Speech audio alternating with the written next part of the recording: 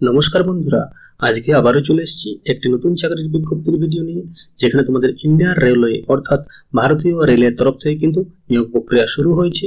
তোমাদের কোন পদের জন্য কিন্তু আবেদন করা হবে, কি কি শিক্ষাগত যোগ্যতা লাগবে, কি কি ক্রাইটেরিয়া আছে, সেই সমস্ত কিছু আমি এই ভিডিওতে আলোচনা করব।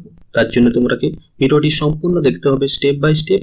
এবং এই মুহূর্তে আমার চ্যানেলে যারা নতুন আছো তারা অবশ্যই চ্যানেলটিকে সাবস্ক্রাইব করে বেল আইকনটি অন করে দাও।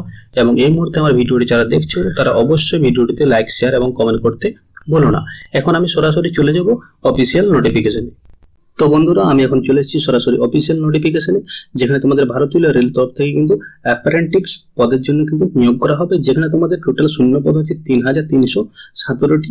এখানে কিন্তু বিভিন্ন ডিভিশন অনুযায়ী তোমরা কি নিয়োগ করা হবে। যেখানে জেবিপি ডিভিশনে তোমাদের টোটাল ভ্যাকেন্সি কত আছে ১২৬২টি, বিপিএল ডিভিশনে আছে কত ৮২৪টি। এরকম ভাবে তোমাদের ৩৩১৭টির কিন্তু টোটাল শূন্য পদ আছে, যেখানে ইউআর, এসসি, এসটি কিন্তু ওবিসি সবাই কিন্তু আবেদন করতে পারবে। এখন প্রথমে দেখে নাও তোমাদের এজ লিমিট অর্থাৎ এলিজিবিলিটি যে কন্ডিশন আছে, সেখানে এজ লিমিট কি আছে। এজ লিমিট তোমাদের কিন্তু মিনিমাম বয়স হতে হবে ১৫ বছর, যেটা ডেট হচ্ছে কত ৫/৮/২০২৪ অনুযায়ী কিন্তু মিনিমাম বয়স হতে হবে তোমাদের ১৫ বছর এবং ম্যাক্সিমাম বয়স হতে হবে তোমাদের কত ২৪ বছর। যেখানে তোমরা এসসি, এসটি, ওবিসি যারা আছো তারা কিন্তু একটা বয়সের ছাড় পেয়ে যাচ্ছ। এসসি এসটিতে কিন্তু ৩ বছর ছাড় পেয়ে যাচ্ছে বয়সের, এবং ওবিসিটাও তার সাথে কিন্তু পেয়ে যাবে বয়সের একটা ছাড়। যেখানে ইডব্লিউবিডি ক্যান্ডিডেট অর্থাৎ যারা ফিজিক্যাল হ্যান্ডিক্যাপ ক্যান্ডিডেট আছে তারা কিন্তু ওটা ১০ বছরের বয়সে ছাড় পাচ্ছ, এবং তারা যদি আবার এসসি, এসটি, ওবিসি থাকো তাহলে কিন্তু এটা ১৫ বছরের বয়সের কিন্তু একটা ছাড় তোমরা পেয়ে যাচ্ছ। এখন দেখে নাও তোমাদের এলিজিবিলিটি যে কন্ডিশন, সেখানে তোমাদের মিনিমাম এডুকেশনাল কোয়ালিফিকেশন কি কি লাগছে। মিনিমাম এডুকেশনাল কোয়ালিফিকেশন কি কি লাগছে এই পদের জন্য আবেদন করার জন্য তোমরা কি 10th পাস হতে হবে, এবং তার সাথে 10th পাস তার সাথে দিচ্ছি বলছে এক্সপার্ট হচ্ছে মেডিকেল ল্যাবরেটরি টেকনিশিয়ান।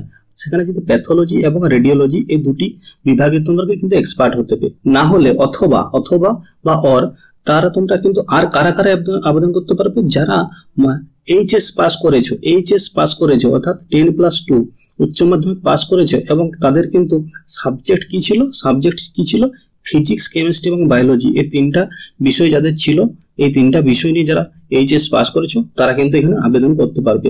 অর্থাৎ মাধ্যমিক প্লাস মেডিকেল সার্টিফিকেট অথবা 12 ফিজিক্স, কেমিস্ট্রি, বায়োলজি এই দুটি শিক্ষাগত যোগ্যতায় কিন্তু তোমরা কিন্তু এখানে আবেদন করতে পারবে।